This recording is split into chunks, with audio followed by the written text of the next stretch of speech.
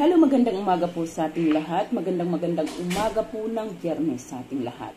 So ngayon ay nandito na naman po tayo at isang panibagong video na naman po ang ating ituturo sa inyo. Ito pong pamamaraan ng panggayumang ito ay upang makuha mo siya, bumalik siya sa inyo at muli mo siyang makuha mula sa kanyang kereda or sa kanyang kalaguyo. Kung ang inyong mga partner ay may mga third party, lalong-lalo na kung kayo ay nagkasama na, kahit kayo ay mag-boyfriend, mag-girlfriend pa lamang, ngunit nagsama na kayo or ibig sabihin nag-live-in or kahit naman hindi pa nag-live-in, ay pwede rin po ito sa mag-asawa.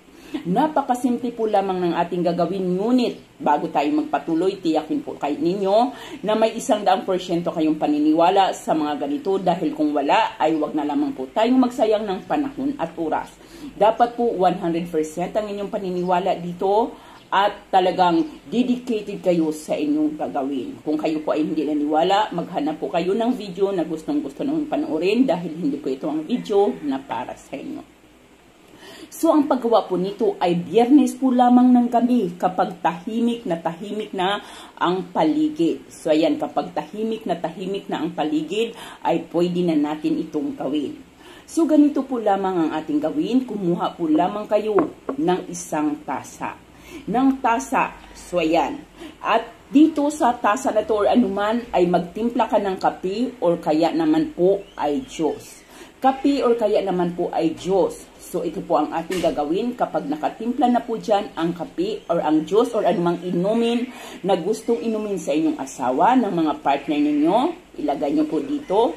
At kapag nandyan na po ang kanyang inumin, ay kuhanin mo guys ang iyong bagong pinaghubaran na pang-ibabang kasuotan. Yung pinakabagong hubad pa po na hindi pa po nalalabhan. Although medyo masilan po ang video na to, ngunit super effective po, 101% na talagang kayo ay magtatagumpay, lalong-lalo na kung ang inyong intensyon ay malinis, hindi lamang para gamitin or paglaruan ng isang tao. Tiyakin po ninyo na malinis ang inyong intensyon. Kung nais mo lamang na pasakitan ng taong ito ay magdalawang isip ka. Dapat po ginagawa mo ito dahil sa ikakabuti para sa ikabubuti ng inyong relasyon. Ngayon, kapag nandyan na po ang kanyang inumin, nandito na sa baso, kuhanin mo yung pang-ibaba mong kasuotan. At doon, yung pinakapunja ng kasuotan na iyon, yung pababa niyang kasuotan, ay hawakan mo ito at ilublob mo ito doon sa kanyang inumin. Habang inilulublob mo ito doon sa kanyang inumin, ay bigkasin mo ang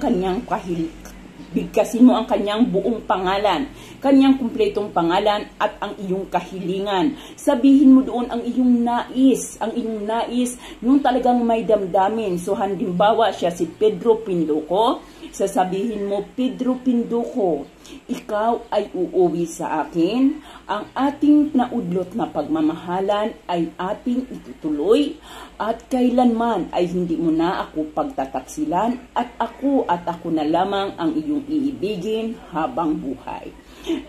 Sorry guys.